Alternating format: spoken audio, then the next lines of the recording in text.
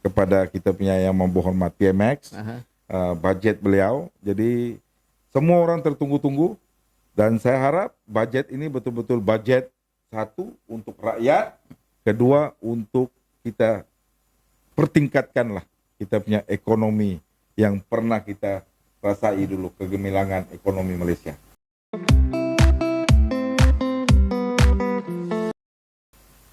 Pulau Labuan tiada bukit, ada bukit di Batu Arang. Pakcik-pakcik, makcik-makcik, akak-akak semua, marilah rehat sedikit. Marilah bersama dengan kami sekarang. Assalamualaikum warahmatullahi taala wabarakatuh. Salam Malaysia Madani. Dan seperti biasa, hari ini episod yang kedua dalam Masa Rehat. Bertemakan saya, RHO aka Rosli Haji Omar dan... Saya Muhammad Rafi Ali Hassan. Sekarang masa apa? Masa rehat. Mencari titik persamaan dan titik penyelesaian. Baik, pastinya dalam episod yang kedua ni, kalau kita recap kembali episod yang pertama dulu, Rafi ya. Pasti ramai yang tak senang duduk. Panas. Tetapi kita bukan nak cari salah sesiapa. Betul. Bukan kita nak mencari salah jabatan ini ataupun salah individu ini ataupun salah syarikat ini, tetapi kita ingin mencari satu titik persamaan dan juga macam mana kita nak keluar daripada permasalahan itu. Jadi kita imbas kembali dalam episod yang pertama, kita membawakan pelbagai juga isu yang begitu panas, iaitu berkenaan dengan isu beras, kenaikan beras. Juga kita ada isu-isu yang lain, iaitu isu air, elektrik, dan juga ada satu lagi isu berkenaan dengan Pulau Bebas Cukai. Pulau Bebas Cukai. Dan saya tak sangka sebenarnya, Rafi, ada satu video itu cukup viral dan juga meraih tontonan yang boleh tahan juga. Iaitu kalau kita lihat Rafi sendiri berjumpa dengan Yang Amat Berhormat Datuk Seri Haji Ahmad Maslan, iaitu Menteri Kewangan kedua kita. Betul. Apa sebenarnya yang terjadi ataupun apa tujuan Rafi ke situ? Sebenarnya Rosli, saya memang ada urusan resmi di Kuala Lumpur pada minggu lepas. Dan saya mengambil kesempatan untuk memanjangkan suara-suara rakyat Labuan yang kita bawa ke kita punya masa rehat pada episod yang pertama. Betul. So, dua isu yang saya angkat bertemu dengan beliau pada ketika itu. Yang pertama, saya explain dengan dia, tahun 94 kita diisytiharkan sebagai Pulau Bebas Cukai. Tahun 2021 ada perkara-perkara yang pihak kerajaan tarik keistimewaan Labuan, sehingga tidak ada pelancong yang datang ke Labuan. Jadi saya minta kepada beliau, status Pulau Bebas Cukai ini dijanjikan oleh pihak kerajaan kepada Pulau Labuan ketika Labuan diambil menjadi wilayah persekutuan. Betul. So ini janji kerajaan kepada rakyat. Saya explain kepada Yang Berhormat Datuk Seri Ahmad Maslan. So tentang status bebas cukai ini saya minta dikembalikan sepenuhnya. Dan soal penyeludupan ketirisan ini penguatkuasaan yang kita perketatkan. Bukan hak orang Labuan yang kita ambil. Jadi saya explain dengan beliau, minta pihak custom, APMM, Jabatan Pelabuhan dan Dermaga, Jabatan Laut, kita kuat kuasa. Kita sebagai rakyat, kita boleh bantu agensi-agensi ini untuk memastikan tidak berlaku penyeludupan seperti yang lepas-lepas. Bukanlah kita hendak menyalahkan agensi penguatkuasaan yang ada di Labuan. Mereka pun juga bekerja sebenarnya. Mereka pun menunaikan tanggungjawab masing-masing.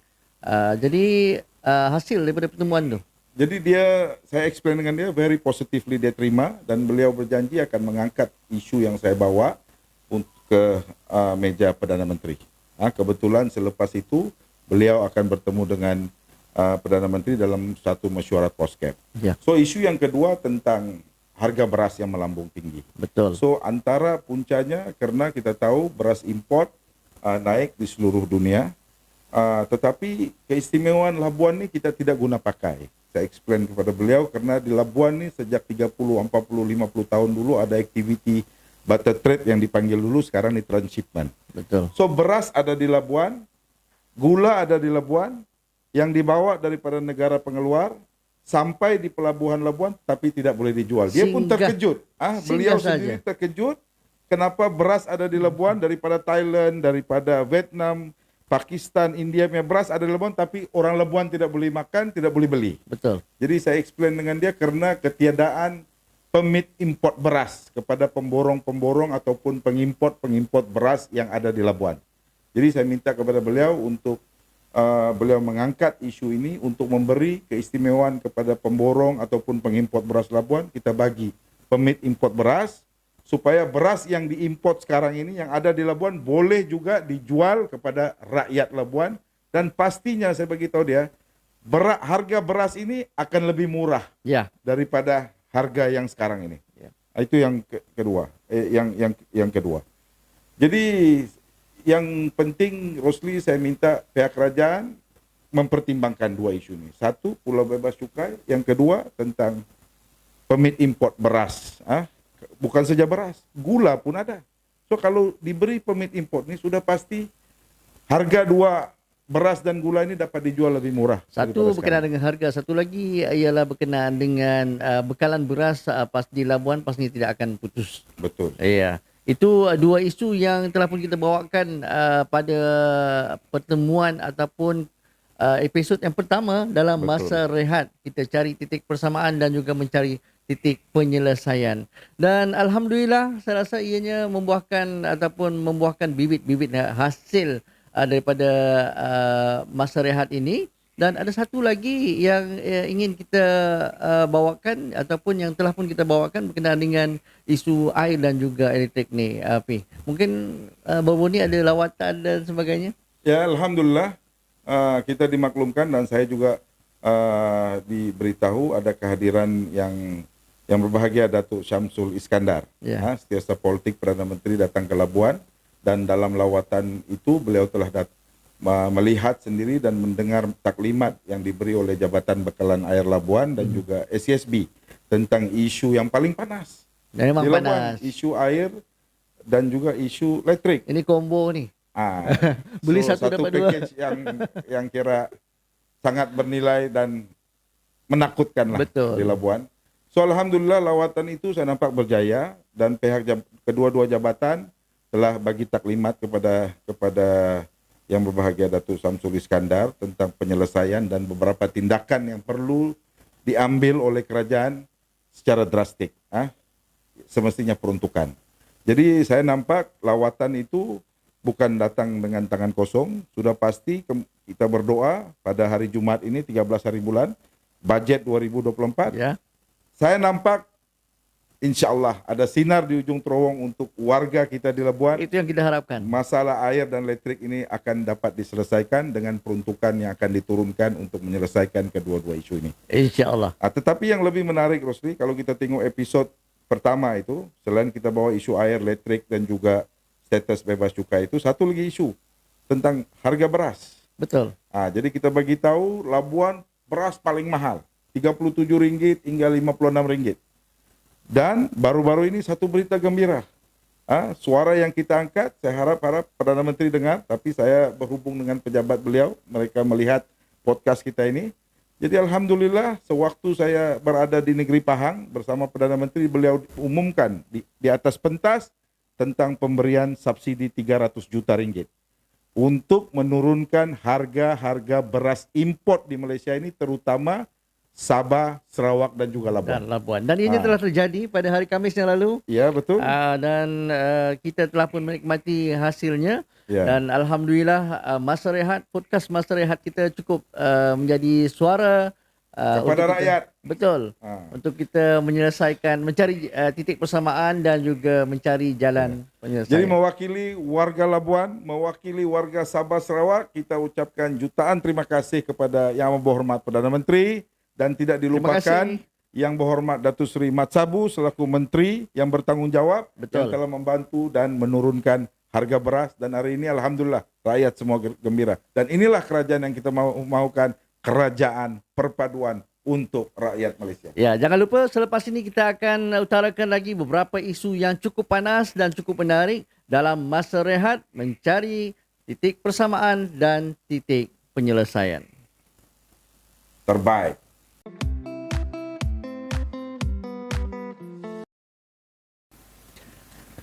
Assalamualaikum warahmatullahi wabarakatuh. Salam Malaysia Madani. Berjumpa kita sekali lagi dalam Masa Rehat mencari titik Titik persamaan persamaan dan dan titik titik penyelesaian.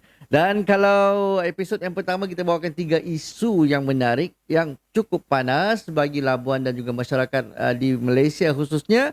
Dan hari ini kita akan bawakan 3 isu lagi yang pastinya juga menarik perhatian ramai dan juga ianya cukup panas di kalangan masyarakat Labuan dan juga masyarakat Malaysia khususnya.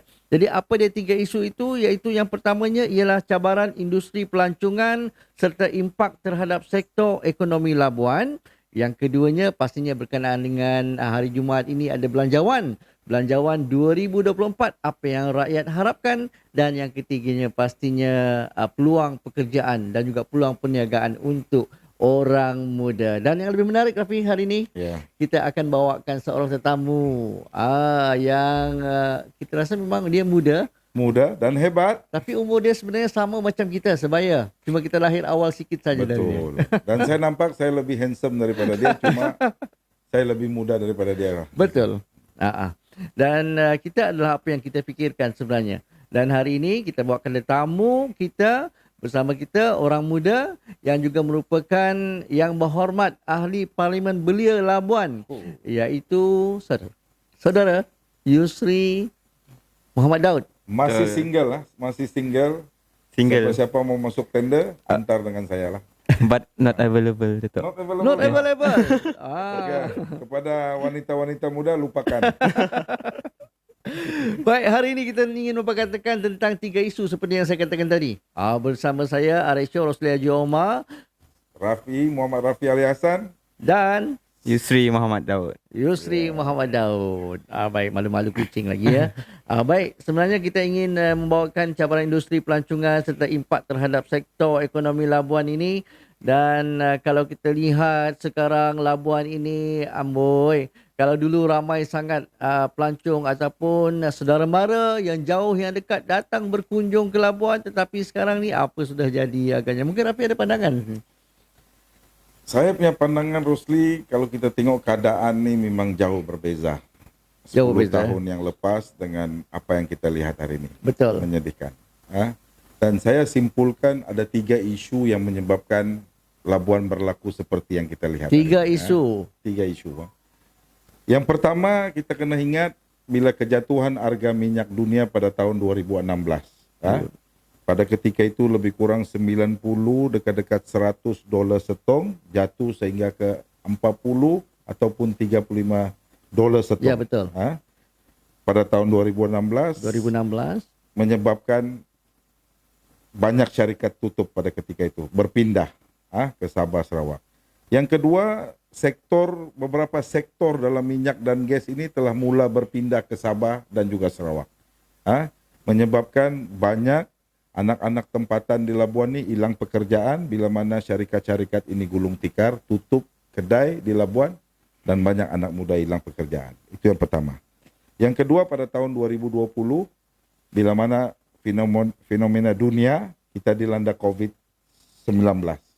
Betul. Sehingga hari ini impak dia, Rosli. Itu Walaupun bukan sahaja di banyak Labuan. tempat sudah hampir selesai, tetapi di Labuan masih lagi. Iya. Kehilangan pelancong daripada juta pelancong yang pernah datang ke Labuan, hari ini kita tengok.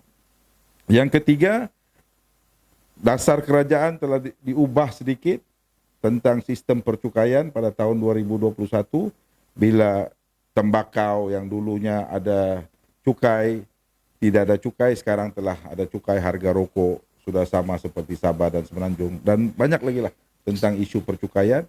Dan hari ini Labuan menderita disebabkan 3 isu. Ya, ini. kalau dulu Bandar Labuan diwarnai dengan pelbagai warna. Ada kuning, merah, hijau, semuanya mewakili mereka yang Baju-baju bekerja, coverall. ya, kita panggil. di dalam industri oil ataupun minyak dan gas. Jadi mungkin Yusri juga pernah nampak senario sebegini, Yusri. Saya boleh kata generasi baru lah kan. Generasi baru. Tapi saya ingat lagi masa saya kecil dulu, masa sekolah rendah, memang kalau ke bandar, ke restoran-restoran, kita dapat lihat baju-baju orang-orang pakai baju-baju warna-warni inilah. Ya. Betul. Bukan warna-warni dalam satu baju Ah. Maksudnya ada pelbagai jenis coverall tu lah. Cukup meriah kan Yusri? Cukup meriah dan kita dapat lihat sekarang sungguh berbeza lah kalau dibandingkan dengan dulu. Sekarang nak cari satu warna yang berbeza pun cukup susah.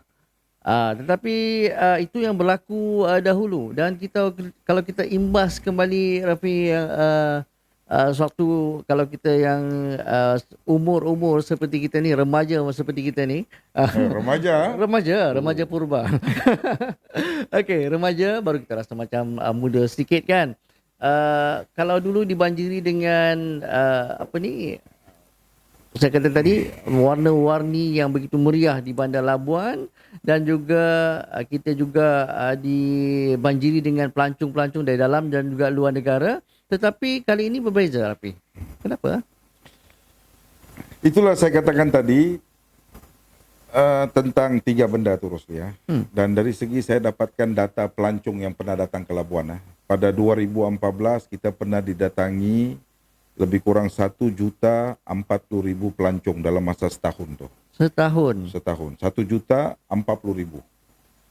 Pada 2019 hampir 1.3 juta pelancong luar dan dalam negara datang ke Labuan. Ketika itu, Rosli. Betul ke? Dan kalau kita tengok daripada 2010 sehingga 2018 kalau tidak silap saya, tumbuh hotel-hotel 3 bintang, 4 bintang, 5 bintang ni seperti cendawan. Siapa masih ingat? Berapa banyak hotel di Menak kerana untuk menampung pelancong yang datang. Hotel yang kecil bagai cendawan tumbuh. Betul. Tetapi apa yang berlaku hari ini? Apa yang berlaku di Labuan amat menyedihkan. Jadi saya nampak, Rosli, kehadiran pelancong-pelancong pada ketika itu yang pertama tarikan dorang adalah status Labuan sebagai pulau bebas cukai. Itu yang pertama saya nampak pada ketika itu mereka datang karena rokoknya murah, minuman alkohol murah. Jadi barang-barang tekstil murah. Banyak barang yang murah di Labuan. Betul. Yang sekarang ini sudah tidak ada. Boleh kita kecapi di Labuan. Saya masih ingat ada sebuah kedai yang menjual tekstil tu. Dia seringkali pelancong luar ataupun rakan-rakan yang berada di luar datang mesti akan menuju ke kedai tersebut. Tetap kan? Mungkin ramai. So Rosli, pada ketika itu saya berhubung dengan beberapa kawan-kawan lah yang dalam industri perhotelan nih. Isnin sehingga hari Kamis, DP occupancy rate di hotel di Labuan tu 60 hingga 70%. Kalau weekend, Friday to Sunday tu 80 hingga 100%. Hotel-hotel di Labuan tidak kira apa bintang pun. Betul. Jika kita bandingkan sekarang ni memang menyedihkan lah.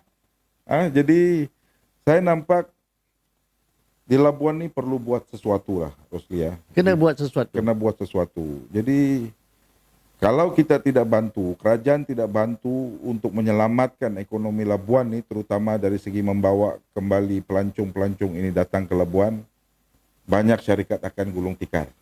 Dan kita sebagai rakyat pula malu. Kamu bayangkan Hotel Grand Dorset itu tutup, apa image yang kita mau tonton kepada rakyat di luar sana, terutama pelancong-pelancong. Jadi saya harap pihak kerajaan perlu melihat untuk membantu, terutama kembalikan status pulau bebas cukai. Dulu Rosli siapa masih ingat? Kita ni hebat dari segi penganjuran, program-program berimpak tinggi. Betul. Level international. Betul. Sehingga kan kaki tangan yang menjaga pintu masuk yang ke Labuan ini menerusi pintu masuk udara, laut dan juga darat ini begitu sibuk. Pada masa itu. Jadi siapa kita tidak boleh lupa Labuan International Sea Challenge. LISC. Bukan saja peserta daripada Sabah Sarawak, tetapi dari luar negara, daripada Indonesia, daripada Singapura, daripada Semenanjung, semua datang turut serta dalam program LISC. Tapi sekarang program tu masih ada, tetapi penganjuran tu lebih kurang saja. Dan yang lebih menyedihkan, kalau yang terbaru yang saya dengar, saya tidak mau salahkan pihak yang menganjur ataupun pihak yang berwajib, tetapi pelaksanaan program itu kalau kita bandingkan LISC 5 tahun atau 10 tahun yang dulu dengan sekarang amat menyedihkan. Betul. Dan saya dapat beberapa laporan peserta yang datang itu, hadiah utama, hadiah Johan tuh nak cover tiket kapal terbang pun tidak cukup. Saya setuju dengan yang itu. Jadi saya minta pihak kerajaan lah yang boleh bantu untuk bagi suntikan dana untuk memastikan program-program yang begitu hebat dulu di Labuan dikembalikan, untuk kita kembalikan, kita bawa semula pelancong-pelancong ini datang ke Labuan. Mungkin juga orang muda, Yusri sendiri ada pandangan tentang apakah program-program yang sepatutnya diadakan di Labuan. Saya sebagai seorang anak muda sudah tentulah program yang berkaitan orang muda lah. Ya. Kalau dulu sebenarnya saya setuju sebenarnya dengan apa yang dinyatakan Datuk. Kalau dulu kita pernah juga ingin membawa sukan laut yang ada bot lumba tu kan, yang peringkat dulu antarabangsa. Dulu kita ada jet ski. Jet ski. Kita ada jet ski. Kalau boleh perkara-perkara jenis-jenis sukan laut seperti ini diteruskan lagi, dibuat betul. Semula kerana ia satu tarikan, bukan dan kita saja ini sebuah pulau. Dan inilah event-event yang kita boleh tonjolkan kehebatan Labuan dengan keistimewaan yang kita ada. Ya, yang pastinya kita ingin mengembalikan kegemilangan Pulau Labuan itu sendiri menerusi status pulau bebas cukai ini. Mungkin juga ada tindakan-tindakan yang perlu diambil nih, Fi. Saya punya pandangan satu, Rosli ya. Ini semua bergantung kepada suntikan dana ataupun peruntukan. Betul. Karena saya selaku Presiden Big Bike di Labuan ya. Seketika dulu, setiap tahun saya akan buat satu event Labuan International Big Bike Festival. Saya ingat. Saya pernah bawa lebih 1.000 penunggang motosikal berkuasa besar daripada seluruh kepulauan Borneo datang ke Labuan. Pada masa itu, feri, roro pun sibuk. Semua penuh. Betul, bukan oleh kereta ya. Bukan oleh kereta, tetapi oleh motosikal berkuasa tinggi. Saya masih ingat lagi sebenarnya dulu. Sampaikan kita fikir yang feri penuh tu kan. Betul kan ini di Labuan di Malaysia. Tapi penganjuran itu Rosli menggunakan dana yang besar. Saya memerlukan dana hampir 100.000 untuk anjurkan event seperti itu. Saya boleh bawa 1.000 motosikal. Kalau dulu kerajaan bantu saya separuh lah. At least kerajaan, Kementerian Pelancongan, Perbadanan Labuan, saya kolek-kolek pun saya dapat 50.000, balance saya kolek daripada yuran. Tetapi sekarang nak mau anjurkan event seperti itu, saya perlukan dana yang besar. Maksudnya, Maksud Hafiz sekarang ni ialah kerajaan perlu menyuntik dana. Yes, itu yang paling penting. Jadi kalau kita tidak buat sesuatu, data yang saya dapat, saya baca pada tahun 2021. Daripada 1 juta pelancong yang pernah datang ke Labuan, 2021 berapa jumlah pelancong yang datang ke Labuan? 76.000 sahaja. Sedikit. Kurang daripada 7% daripada jumlah yang pernah datang ke Labuan. Ya. Dan satu lagi data yang saya dapat, pelancong yang datang pada tahun 2022, Rosli.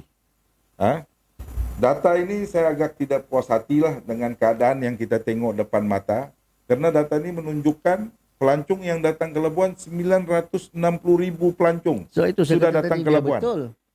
Saya tidak nampak di mana pelancong ini ada.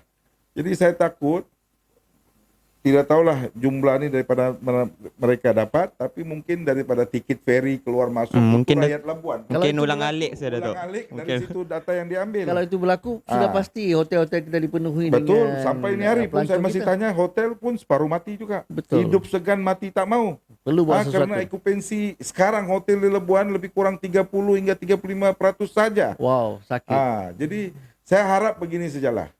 Kerajaan perlu bantu dari segi suntikan dana 10 juta 1 tahun. Ini pernah berlaku, bukan perkara baru. Dulu Labuan ini senang sikitlah, ada Kementerian Wilayah Persekutuan, ada Kementerian Pelancongan. 2 agensi besar ini sangat-sangat membantu kita dulu. Jadi hampir setiap bulan ada program, Rosli.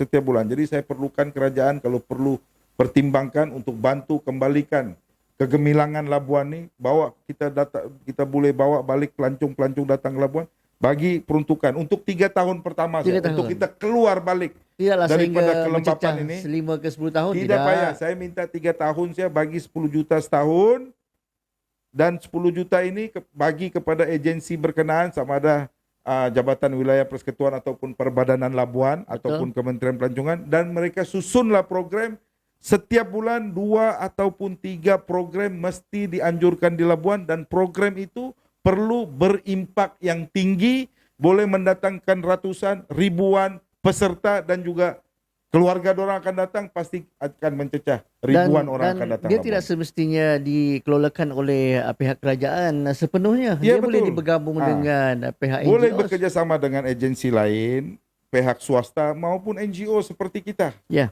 Kalau dengan motosikal, saya boleh anjurkan. Yang penting saya boleh bekerja sama dengan sesiapa pun, kerajaan bantu saya dana separuh, saya boleh kembalikan 1.000 ataupun 1.000 lebih motosikal datang ke Labuan. Pastinya- Hotel semua happy. Pastinya aktiviti sebegini juga akan menggembirakan orang muda kita ya. Sudah tentulah sebab orang muda ni memang Pencinta dua roda. ya sudah tentu dan sikap orang muda ni aktif kan. Ya. Kalau pulau ni sunyi, Ya. apa yang orang muda patut buat? Dia Yusri ya, ini pengalaman. Kita bercakap berdasarkan pengalaman, bukan kita cerita kosong. Kita bagi dana 10 juta. Karena dalam perniagaan Rosli beginilah. Ya. Untuk kita mau cari untung, kita kena ada pelaburan. Kena buat investment dulu, baru boleh datangkan keuntungan. Betul atau Betul. tidak? Jadi di Labuan ini, kerajaan perlu buat investment. Kena antar duit sebagai pelaburan, dan pastinya akan kita dapat keuntungan semula dengan kehadiran pelancong-pelancong ini.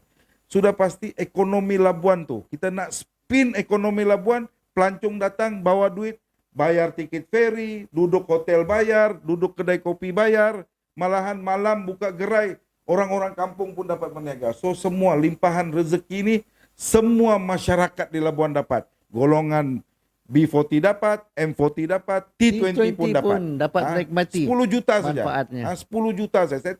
Kita tidak minta banyak. Saya percaya kalau kerajaan setuju bagi 10 juta, pihak Perbadanan Labuan senang hati.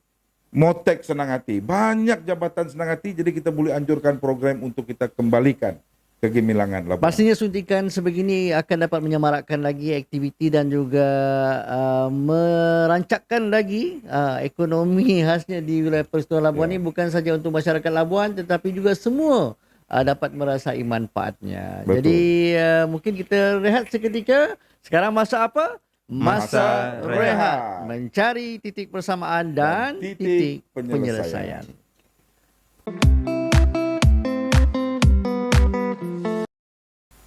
Assalamualaikum warahmatullahi taala wabarakatuh. Salam Malaysia Madani. Berjumpa lagi kita dalam episod yang kedua dalam Masa Rehat Mencari Titik Persamaan dan titik penyelesaian. Penyelesaian. Baik, bersama dengan saya RHO aka Rosli Haji Omar dan Muhammad Rafi Ali Hasan. juga Yusri Muhammad Daud. ya, orang muda kita bawakan hari ni bang. Handsome. Jadi orang muda di luar sana, makcik, pakcik, semua sekali, akak-akak, abang-abang, jangan ke mana-mana. Kita terus bersama dalam Masa Rehat. Dan pastinya hari ini kita akan bawakan lagi satu topik yang cukup panas, yang pastinya kita tidak sabar untuk menantikan apa yang akan diwawarkan, apa yang diumumkan oleh PMX kita dalam Belanjawan 2024 Jumaat ini. Jadi Rafi mungkin ada sesuatu nak diperkatakan tentang Belanjawan 2024 ni. Apa yang rakyat harapkan ni? Rosli, sebelum saya sentuh tentang budgetnya, Okey. pada hari Jumaat, Betul. kita ada angin bertiup kencang tentang rombakan kabinet. Sangat kencang. Kencang kan? Kencang. Jadi saya sebagai rakyat Labuan, khususnya kami di Labuan ni mengharapkan yang pertama rombakan kabinet ni PM boleh mempertimbangkan untuk mewujudkan semula Kementerian Wilayah Persekutuan. Betul. Sekarang ni cuma Karena jabatan saya nampak Kementerian Wilayah Persekutuan ni amat-amat diperlukan lah di Labuan. Baik. Kalau mungkin di wilayah Persekutuan Kuala Lumpur dan Putrajaya mungkin tidak perlu, tetapi kami di Labuan kita perlu berterus terang. Betul. Kita amat memerlukan Kementerian Wilayah Persekutuan. Sejak ketiadaan Kementerian Wilayah Persekutuan ni, Labuan ni seperti kehilangan ibu ayah. Betul.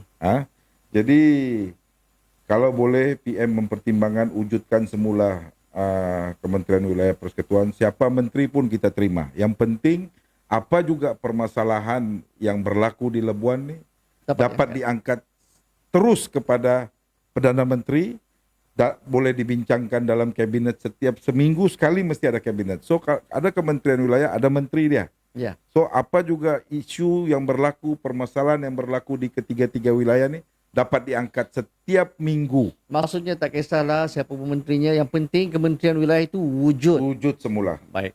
Jadi Roslia, kenapa saya bilang penting Labuan ini memerlukan Kementerian Wilayah Persekutuan? Karena kita perlu terima hakikat agensi yang bertanggung jawab menjaga Labuan ini Perbadanan Labuan. Betul. So saya dapat maklumat pungutan cukai di Labuan ini melalui Perbadanan Labuannya hanya 31 juta ringgit setahun. Dan Perbadanan Labuan memerlukan kos operasi dari segi pentakbiran, dari segi pembangunan dan lain-lain ini lebih kurang 80 hingga 85 juta. Jadi kebergantungan kita ini kepada Kerajaan Persekutuan masih memerlukan. Jadi kalau ada Kementerian Wilayah Persekutuan sudah pasti setiap tahun mereka ada budget yang diberi oleh Kerajaan Persekutuan kepada kementerian itu. Rasa ini berbeza dengan Kuala Lumpur dan juga Putrajaya. Yes, because Dewan Bandaraya Kuala Lumpur, ini pengalaman saya 5 tahun jadi setiausaha politik. Ya. Kalau di Labuan pungutan cukai pintu dan sebagainya 31 juta saja. 31 juta. Tapi Dewan Bandaraya Kuala Lumpur 1 tahun pungutan cukai dan lain-lain ini 2 bilion ringgit setahun. So kebergantungan mereka kepada kerajaan ini kurang. Betul. Kebergantungan di BKL kepada Kementerian Wilayah ini kurang. Tidak Sudah semacam kita. Tapi Jadi, kan Datuk, kita harap kalau mau tambah pendapatan cukai itu janganlah ditambah. Itu kita dinaikkan kadar cukai. janganlah, because keadaan kita ini sudah jatuh di timpa tangga lagi. Kita mau implement lagi, mau naikkan cukai pintu, cukai di pasar, UTC lah semua kita dengar baru-baru ini. Banyak juga masyarakat peniaga marah. Betul, Jadi keluhan kita mintalah itu. pihak Perbadanan Labuan tolong. Jadi jangan naikkan apa-apa cukai buat sementara waktu, cukai pintu kah, gerai-gerai kah, apa juga jangan. Yang penting kita mohon kepada pertimbangan kerajaan, ihsan kerajaan untuk bantu kita turunkan dana melalui Kementerian Wilayah yang seperti saya katakan. Itu. Jadi soal budget nih. Itu harapan tadi ya. Harapan kita supaya dalam rombakan kabinet itu diwujudkan semula Kementerian Kementerian Wilayah Persekutuan. Itu yang penting. Itu berkenaan dengan harapan kita tentang rombakan kabinet, tetapi tentang belanjawan 2024 ni, stop ni. Okey, saya ini tentang Labuan dulu. Dari segi budget tentang Labuan ni, yang pertama tentang isu air ni perlu diselesaikan lah. Tetapi kehadiran yang berbahagia Datuk Samsul Iskandar ini signal yang bagus, signal yang baik, dan suara yang dibawa oleh Yang Berhormat Senator Tan Sri Anifah Aman beberapa kali, dan dalam lawatan tersebut beliau suarakan sekali lagi tentang isu permasalahan air elektrik. Jadi insya-Allah ada sinar tentang masalah air elektrik. Saya harap budget ini ada peruntukan khas untuk menyelesaikan kedua-dua isu. Ini yang pertama. Yang kedua, seperti yang saya katakan tadi, suntikan dana. Suntikan dana 10 juta ringgit daripada kerajaan pusat diberikan kepada Kementerian Jabatan Wilayah Persekutuan ataupun terus kepada Perbadanan Labuan ataupun melalui Kementerian Pelancongan untuk 10 juta ini boleh diguna untuk anjurkan program-program berimpak tinggi yang akan mendatangkan peserta, pelancong daripada luar dan dalam negara. Tapi ini bukan satu yang mustahil sebab saya rasa sebelum karena ini pernah berlaku. Pernah berlaku seketika dulu kita dibanjiri dengan program dengan dana yang besar. LIAC itu kalau tidak silap saya, satu program itu kerajaan pernah belanjakan sehingga 400-500 ribu ringgit. Jadi hari ini saya difahamkan LIAC peruntukan lebih kurang 100 ribu saja. Apa nak buat So itulah, kita kalau mau buat, kita buat betul-betul, kita bawa impak program yang berimpak tinggi. Betul. Itu yang kedua, Roslia. Yang ketiga, saya rasa peruntukan untuk pembangunan infra di Labuan juga kita kena tengok. Di Labuan ni nama memang gah, tapi kalau kita masuk kampung, kita tengok rumah masyarakat di kampung, perlu juga bantuan kerajaan. Rumah PPRT, Labuan masih memerlukan. Baik pulih rumah-rumah B40 ini masih banyak diperlukan di Labuan. jalan-jalan raya di kampung-kampung masih banyak diperlukan. Jadi saya harap kerajaan boleh beri peruntukan yang lebih kepada Labuan ini soal pembangunan infra, proyek-proyek infra di Labuan. Yang ketiga nih, Rosli, saya minta baru-baru ini dibangkitkan juga oleh Dewan-Dewan Perniagaan ketika bertemu dengan yang berbahagia Datuk Samsul Iskandar tentang peruntukan untuk menaik taraf jeti-jeti di pulau-pulau, beberapa pulau pelancongan di Labuan. Rusukan kecil, rusukan besar. Karena bot tidak boleh masuk, jeti mereka sudah rusak. So, Betul. peruntukan seperti ini perlu diberi keutamaan lah. Agar bila pelancong datang, bukan saja boleh datang ke Pulau Labuan, tetapi mereka juga ada tempat untuk beristirahat di pulau-pulau di sekeliling Labuan ini. Yang terakhir, Rosli, saya minta, ini bukan saja di Labuan, tapi malahan di seluruh negara dari segi insentif kepada pelabur-pelabur di Labuan nih. Ya. Jadi untuk pelabur datang nih kita kena Berilah offer keistimewaan sikit. keistimewaan kepada mereka. Daripada mereka lari ke Indonesia, lari ke Filipina, lari ke Thailand, why not kita offer benda yang lebih baik daripada negara-negara tersebut? Karena di Labuan nih, Rosli, satu keistimewaan kita Pulau Bebas Cukai ini Pulau perlu Bebas Cukai. diguna pakai sebaik mungkin. Jadi kalau pihak kerajaan khususnya di Labuan ini, kalau kita boleh bagi insentif dari segi percukaian untuk 3 tahun pertama, tidak perlulah kenakan cukai. Dari segi tanah yang mereka mau sewa ataupun beli, bagilah pengecualian mungkin untuk 2 tahun ataupun 3 tahun pertama, dorang datang labur, bena kilang yang besar, tidak perlu bayar sewa untuk Saya rasa satu tempo. keistimewaan ini patut diberikan untuk menarik pelabur di Labuan khususnya. Betul. Dan pastinya ianya juga akan mendatangkan manfaat untuk masyarakat Yes, Labuan. betul. Kita kena pikir long term. Dalam perniagaan nih, dari kita mau cari keuntungan, kita jangan pikir short term. Kita kena pikir long term. Dorang datang bawa investment, dorang datang bawa ratusan juta, dorang invest di negara kita. Selain itu peluang pekerjaan untuk anak-anak Labuan. Saudara Yusri, saya pun dapat maklumat, banyak juga ribuan anak-anak muda di Labuan tidak mempunyai pekerjaan. Selepas industri minyak dan gas ini, ada yang berpindah ke Sabah, ada yang berpindah ke Sarawak, banyak syarikat tutup, mereka menganggur hari ini. Itu pandangan Rafi. Pihak kerajaan perlu pikirkan untuk bawa pelabur datang ke Labuan. Mungkin lain dengan pandangan anak muda kita, Yusri, selaku yang berhormat ahli parlimen belia. Silakan, Yus. Betul lah. Kalau kita tengok data yang terbaru pada tahun 2022, sebanyak 3.7% sebenarnya menganggur di Labuan. Menganggur. Dan ini adalah golongan lepasan siswazah, maksudnya sudah habis belajar tapi masih menganggur di Labuan. Betul. Inilah keadaan yang berlaku sebenarnya. Saya rasa ia ada kesinambungan tadi apabila kita memberikan keistimewaan kepada pelabur-pelabur itu, kita akan membuka lebih banyak peluang pekerjaan kepada. Saya ingin menambah sedikit sebenarnya berkenaan pelaburan ni kan.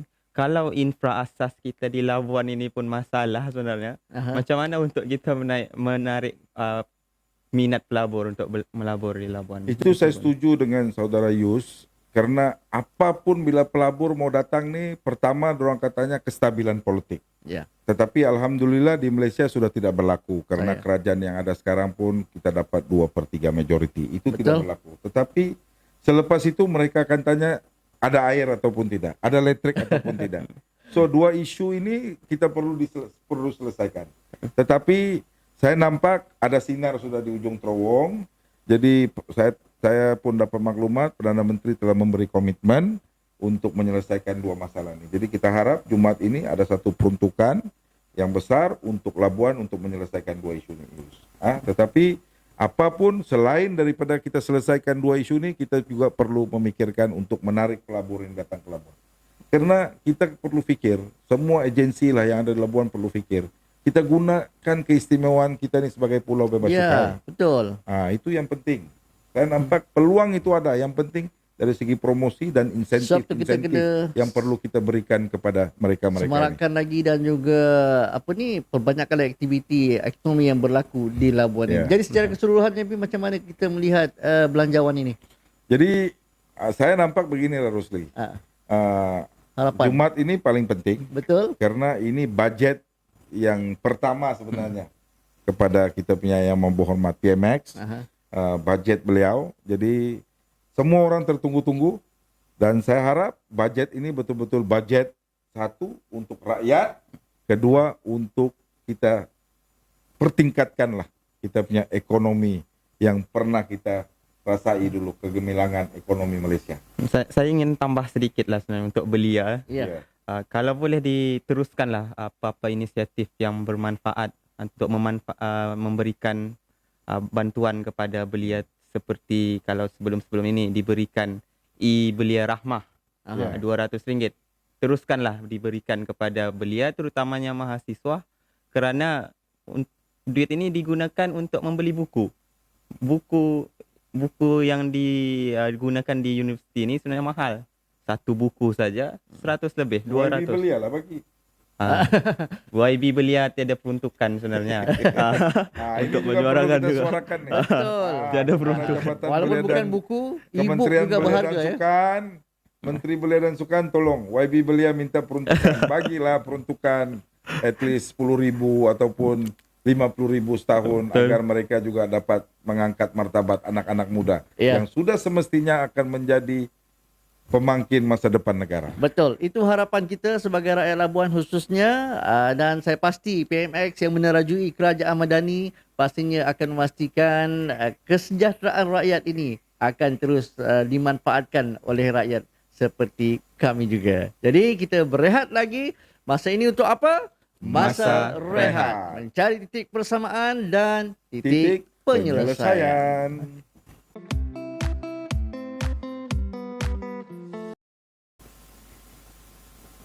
Kalau tidak kelapa puan, tidak hamba kelapa Bali. Kalau tidak kerana tuan-tuan dan puan-puan, tidaklah kami berada di sini sekarang. Kenapa kelapa ni Rosli? Kelapa kita dilabuankan sinonim dengan kelapa. Kelapa. Kelapa muda. Saya tanam kelapa matak. Kelapa Kalau matak, kau nak minum, kau beritahu, saya hantar. Alhamdulillah rezeki. Sekarang masa apa? Masa rehat. Mencari titik persamaan dan titik penyelesaian. Penyelesaian. Masih lagi bersama dengan kami bertiga. Saya RSO aka Rosli Haji Omar. Muhammad Rafi. Yusri Muhammad Daud. Baik, kita bersama dengan kedua ataupun orang muda juga bersama kita hari ini. Saya pun muda. Muda, memang muda. Kalau tadi kita bercakap tentang cabaran industri pelancongan serta impak terhadap sektor ekonomi Labuan, juga kita bercakap tentang belanjawan 2024. Apakah harapan rakyat Labuan khususnya kepada belanjawan ini? Dan ini satu lagi isu panas kami bawakan, iaitu peluang perniagaan dan juga pekerjaan untuk orang muda. Kita bawakan orang muda hari ini, Rafi. Yes, Ah, pewaris masa depan. Ya. Jadi Yusri, saya berikan peluang pada Yusri dululah untuk bercakap tentang peluang pekerjaan dan juga perniagaan untuk orang muda ni, Yus. Macam mana, Okey. Yus? Okey, sebenarnya kita lihat dululah keadaan sekarang, terutamanya pelajar.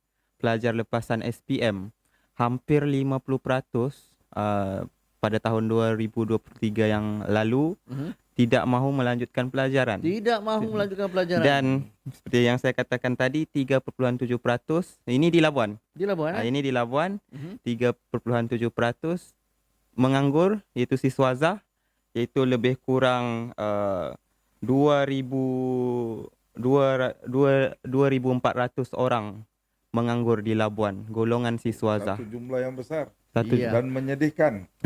Jadi apa alternatif ataupun kaedah untuk menyelesaikan pengangguran tersebut dan tidak minat lagi untuk melanjutkan pelajaran ini? Tidak mungkinlah mereka ni akan teruskan hidup menganggur kan? Betul. Jadi penyelesaiannya adalah keusahawanan dan yang kedua adalah TVET. Untuk keusahawanan perniagaan, saya yakin sebenarnya ramai anak-anak muda di Labuan ini berminat untuk berniaga.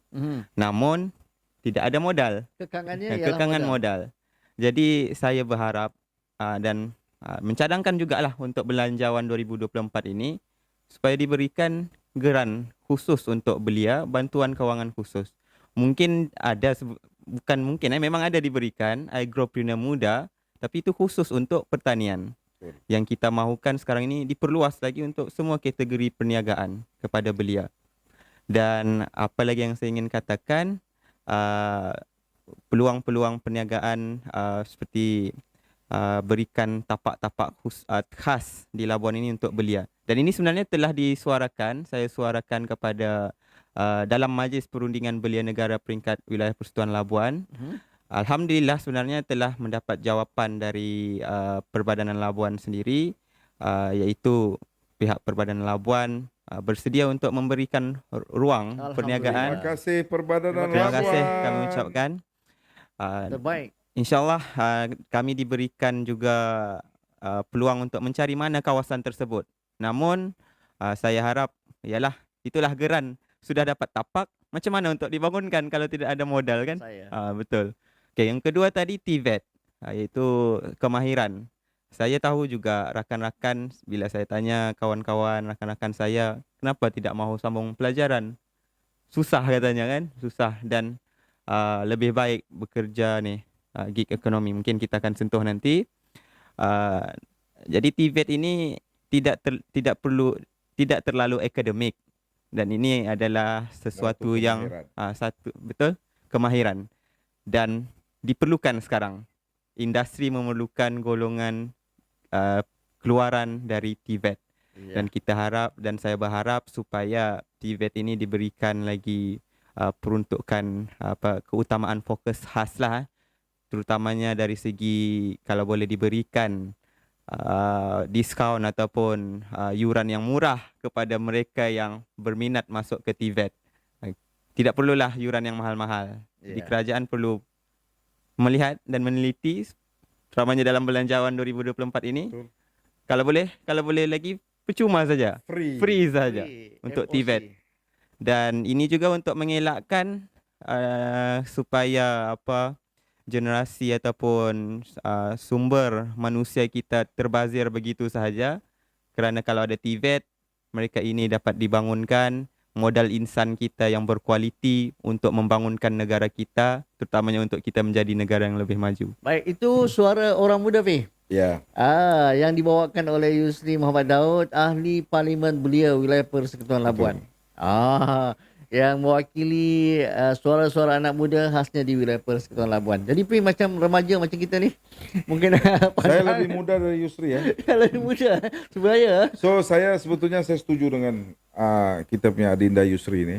Pertama tentang TVET ni. Tetapi Yusri kalau kita tengok sejak 1-2 bulan yang lepas ni, terutama yang berhormat Timbalan Perdana Menteri Datuk Seri Zahid Hamidi dan juga Menteri Sumber Manusia selalu mengatakan tentang TVET ini. Jadi kita mengharapkan satu peruntukan yang besar untuk memberi kursus kemahiran dan juga kursus perniagaan. Kursus perniagaan untuk memastikan anak-anak muda kita ni lepasan sekolah, tidak kiralah sekolah menengah ke, lepasan vokasional ke, ataupun seperti yang saudara Yusri katakan tadi lepasan ijazah, untuk diberi kemahiran untuk mereka boleh mencari pekerjaan dan juga perniagaan. Dan saya suka sentuh benda ni, Roslia. Baru-baru ni saya ditemukan dengan pengarah Giat Mara Labuan. Salah satu tempat anak-anak muda dapat kemahiran di Labuan ni. Jadi saya cukup tertarik bila dia maklumkan kursus-kursus yang ditawarkan oleh Giat Mara ni pun hebat-hebat. Ya, memang hebat. Antara dia welder. Kursus welder ni. Jadi welding kimpalan. Hari ini diorang melahirkan ratusan anak-anak muda yang pandai welding ni, pandai kimpalan ni. Betul. Dan gaji mereka selepas keluar daripada Giat Mara 3,000 hingga 5,000 ringgit sebulan. Just ada kursus di Giat Mara. So kita perlu perbanyakkan kursus-kursus seperti ini untuk bagi kemahiran. Betul. Terutama kita di Labuan lah. Saya cukup setuju bila ada kursus kimpalan ini. Karena industri minyak dan gas di Labuan, ada Labuan Shipyardnya memang memerlukan inilah kemahiran yang paling diperlukan. Yang penting kita mahu anak muda supaya dapat membuka mata mereka untuk belajar dan juga menimba ilmu serta kemahiran ini. Betul. Tempat dah ada sebenarnya. Ya. Jadi yang kedua, terima kasih Perbadanan Labuan. Terima kasih. Kerana menyediakan ruang perniagaan kepada anak-anak muda. Tetapi selain kita menyediakan ruang perniagaan nih, ialah kita pun maklum. Mereka baru lepas sekolah, baru mau mencuba nasib. Risiko pun kadang-kadang rendah, kadang-kadang tinggi dalam dunia perniagaan. Because saya alami benda ni, Yusri. Jadi saya minta pihak perbadanan satu sediakan tempat. Dan kalau boleh mungkin 6 bulan pertama ataupun 1 tahun yang pertama ni, janganlah kenakan sewa yang mahal-mahal. Kalau boleh bagi secara percuma, lagi bagus. Betul. Kalau tidak pun kenakan sewa tu yang very minimal. Karena kita perlu bantu mereka-mereka ini. Jadi dari segi dana, saya juga setuju dengan saudara Yus tadi. Jadi geran perlu disediakan oleh pihak kerajaan untuk membantu mereka ini memulakan perniagaan. Ada perniagaan yang kecil memerlukan geran hanya RM5.000 ataupun RM10.000. Tapi ada juga anak-anak muda ni yang mau meniaga lebih besar dalam apa juga yang mereka mau ceburi ini memerlukan dana mungkin RM50.000 ataupun RM100.000. So geran ini ada yang tidak dibayar. Kalau geran ni kebanyakan tidak perlu dibayar. Tetapi kalau pinjaman Yus kena bayar. Nanti kalau dituntut nanti. Pasal pinjaman, mau tambah sikit. Betul. Microkredit. Kalau itulah microkredit ni pun diperlukan untuk belia-belia ni untuk meminjam sedikit pembiayaan dari pihak-pihak terutamanya bank. Tapi itulah biasanya kadar faedahnya tu tinggi. Ada lebih baik Yus, mungkin satu Tapi ketika dulu. sebenarnya Yus, kita tengok bajet kerajaan yang lepas ni. Kita tengok. Dan insyaAllah PM Max akan kekalkan. Dari segi dari segi pinjaman nih, microkredit semua nih, dia punya interest dia lebih kurang 1 ataupun 2% saja. Jadi kita kalau lebih baik kalau kerajaan prihatin 0%. 0%. Saya juga doakan. 0%. Karena saya pun anak muda juga. Benda ni pernah terjadi, Pi. Ya. Saya pernah satu ketika dulu bertugas juga dengan Kementerian Pendidikan Sukan dan juga pernah juga melihat belia ini dibantu menerusi geran di mana dan juga pinjaman yang cuma bayaran pinjaman balik itu sedikit mengikut kemampuan perniagaan mereka. Dan kita kalau boleh tidak mahu juga yang tidak mampu membayar tu diisytiharkan muflis. Betul. Janganlah begitu. So, baru mulakan. Dia lagi satu yang penting mungkin kita perlu suarakan tentang masa depan anak muda, terutama yang baru berkecimpung dalam dunia perniagaan. Dari segi sistem percukaian. Betul. Saya meniaga, macam-macam sektor saya berniaga, cukai 24%, tapi tidak apa. Ini tanggung jawab kita sebagai rakyat. Bila kita ada keuntungan, kita perlu bayar cukai. Betul. Tetapi saya minta beri keistimewaan sedikit kepada anak-anak muda yang baru nak berniaga ni. Mungkin untuk tahun yang pertama ataupun sehingga tahun yang ketiga ni, bagi diskaun lah tentang percukaian atas keuntungan yang mereka dapat. Mungkin kalau keuntungan di bawah RM100.000 setahun, kalau kami ni Yus kena bayar 24.000 kerana untung 100.000, 24%. cukai 24% kena kembalikan kepada kerajaan 24.000. Tapi mungkin kalau boleh kerajaan pertimbangkan untuk anak-anak muda ni, mungkin kenakan diskaun lah 50%. So 12% saja Mana kan sama, daripada Pi? keuntungan. Secara logiknya pun mana sama budak yang baru belajar berjalan, bertatih dengan mereka yang sudah boleh berlari. Saya masih ingat sebenarnya dulu 2018 kerajaan pernah merancang untuk melaksanakan pengecualian cukai kepada golongan 26 tahun dan ke bawah. Tapi ya semasa itu selepas itu tidak tidak dibuat pun sebab berlaku perubahan kuasa ketika itu. Dan saya harap benda ni kerajaan boleh pertimbangkan secara serius. So ada anak-anak muda kita yang mendapat kemahiran boleh bekerja makan gaji. Tapi ada juga anak-anak muda kita yang boleh memulakan perniagaan dan masa depan mereka juga lebih cerah ataupun pendapatan mereka lebih tinggi. Tetapi kerajaan perlu satu bagi platform untuk dorang berniaga, kedua bagi pinjaman, bagi geran kepada mereka, ruang tempat dorang berniaga, dan yang terakhir tentang sistem percukaian kepada anak-anak muda. Baru juga berani mau ambil risiko, tetapi di depan dorang cukai satu, tak tahu lagi apa yang ada di depan. Jadi ini saya pandangan saya lah. Ya, satu lagi Pi, kita nampak sekarang ni juga kebanjiran dan juga mungkin ada mereka yang adik-adik kita yang tidak minat untuk menyambung pelajaran tetapi berminat untuk mencari pendapatan sendiri dengan menggunakan motosikal ataupun perkhidmatan e-hailing ni. Ekonomi gig. Ekonomi gig. Ya, betul. Dan Jadi, Rosli, ini ya, tentang ekonomi gig, jangan kita pandang remeh ataupun kita perkecilkan. betul. Karena ada ipar saya nih, istri saya punya adik bongsu nih seorang pilot.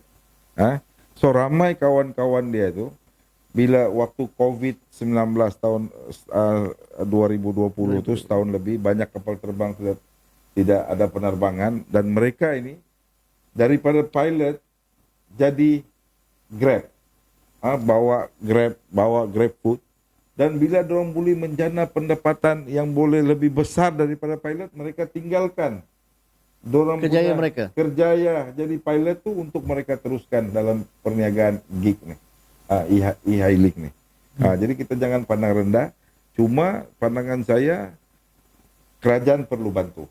Betul ke tidak, Yus? Betul, memang perlu dibantu. Sebab ini boleh kata student pun untuk mendapatkan pendapatan sampingan sambil Tambahan. belajar melalui ekonomi gig ini, menjadi rider Food Panda, yang ada kereta buat Grab, Maxim. Kadang-kadang ada yang membuat pekerjaan tu Yus, sambil belajar mungkin untuk meringankan bebanan ibu bapa. Betul. Pama. Father and mother. Kalau ada Yang buat menyara mereka. pinjaman pun atau bantuan, keadaan sekarang ini sebenarnya amat mencabar.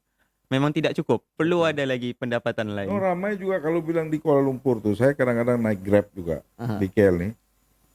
Mereka kerja, Yus, 8 hingga jam 5 petang. Betul ke tidak? Waktu rehat, dorang bawa Grab.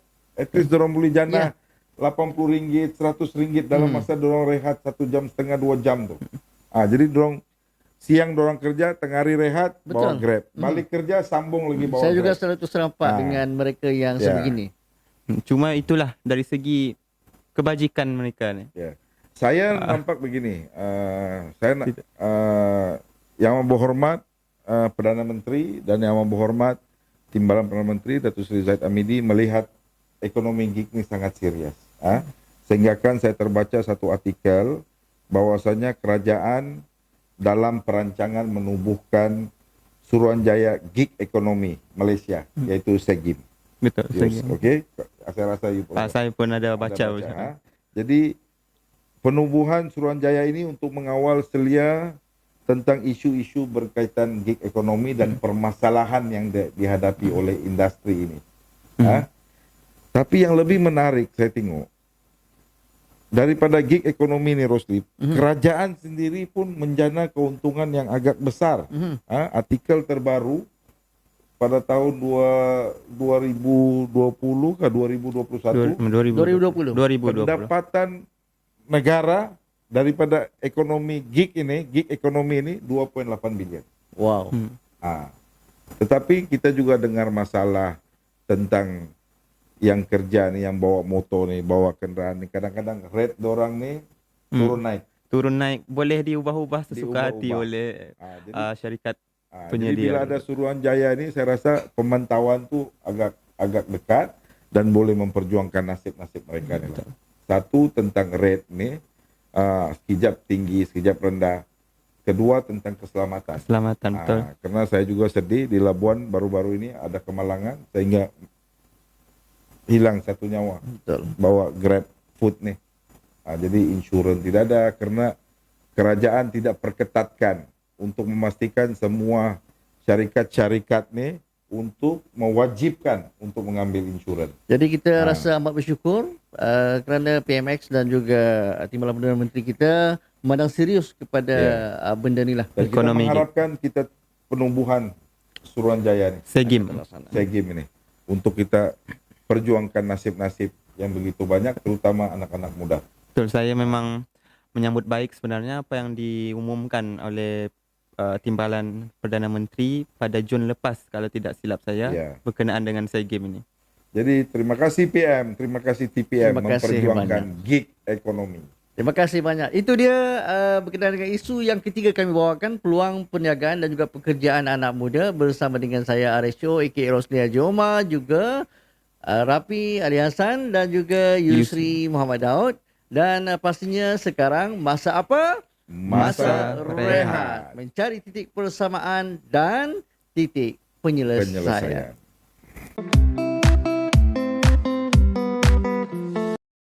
Assalamualaikum dan salam Malaysia Madani. Bertemu kita lagi dalam Masa Rehat, mencari titik persamaan dan juga titik penyelesaian. Bertemakan saya RHO aka Rosli Haji Omar, juga Muhammad Rafi Ali Hassan dan juga Yusri Muhammad Daud, orang muda kita. Dan setelah ketiga-tiga isu kita utarakan tadi, iaitu berkenaan dengan cabaran industri pelancongan serta impak terhadap sektor ekonomi Labuan, juga berkenaan dengan bajet 2024, apakah harapan rakyat Labuan dan juga rakyat Malaysia amnya, dan yang ketiga peluang perniagaan dan juga pekerjaan untuk orang muda. Secara keseluruhan, secara kesimpulan, apa yang dapat kita simpulkan? Kita bagi anak muda dulu. Silakan Baik. Yus. Secara saya rumuskan secara ringkas saja. Ya. Okay. Berkaitan dengan belanjawan tadi, belanjawan 2024, saya sangat-sangat berharap, bukan sekadar harapan lah. Ya. Sangat-sangat kalau boleh dilaksanakan, dilakukan supaya golongan belia ini, mahasiswa ini diberikan fokus sebaik mungkin dari segi kebajikannya, bantuan-bantuan, inisiatif-inisiatif yang baik yang sebelum-sebelum ini diteruskan, yang dilaksanakan sebelum ini dapat diteruskan lagi. Dan untuk peluang-peluang pekerjaan pula termasuk perniagaan, diberikan geran-geran yang lebih meluas untuk semua kategori, dan termasuklah yang saya katakan tadi, mikrokredit itu.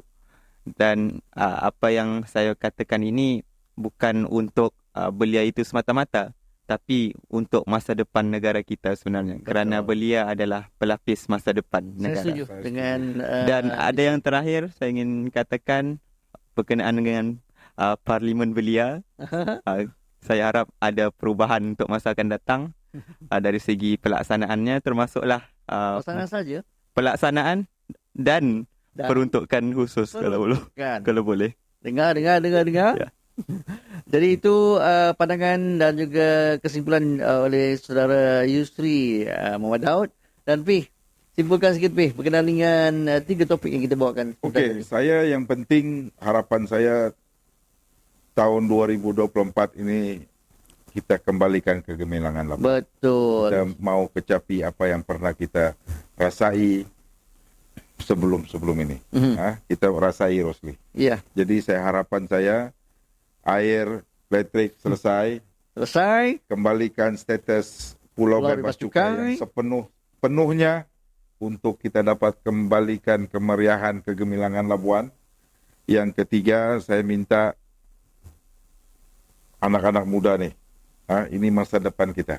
Kita perlu fikirkan secara serius masa depan orang, kita kena sediakan platform sebesar-besarnya untuk mereka. betul. Bagi peluang mereka untuk berniaga, bagi peluang 1-2 tahun lepas. Kita harapkan apa yang report bancian yang telah dibuat oleh ada setengah agensi yang mengatakan bahawa mereka yang tinggal di Labuan ini mereka yang cukup bahagia. Itu akan menjadi realiti lah, Yusri ya. Bukan dalam data semata. Bukan dalam data semata. Tetapi saya sebetulnya, Rosli, saya ialah kehidupan saya ni berada di mana-mana. Saya akui juga istilah aku, kalau mau relax, tenang, tentram adalah Pulau Labuan. Tidak ada destinasi lain, Rosli. Tidak ada traffic jam, tidak stres lah kita hidup di Labuan. Tetapi poket kita juga perlu berisi. Betul. Poket rakyat Labuan juga perlu berisi. Jadi kalau kita keluar rumah, kita perlukan uang ringgit. Saya. Jadi pendapatan orang Labuan ini perlu kita lihat, kita perlu bantu kembali lah. Jadi di Labuan ini sebetulnya semua golongan merasai tekanan. B40 mengalami tekanan hidup. M40 juga.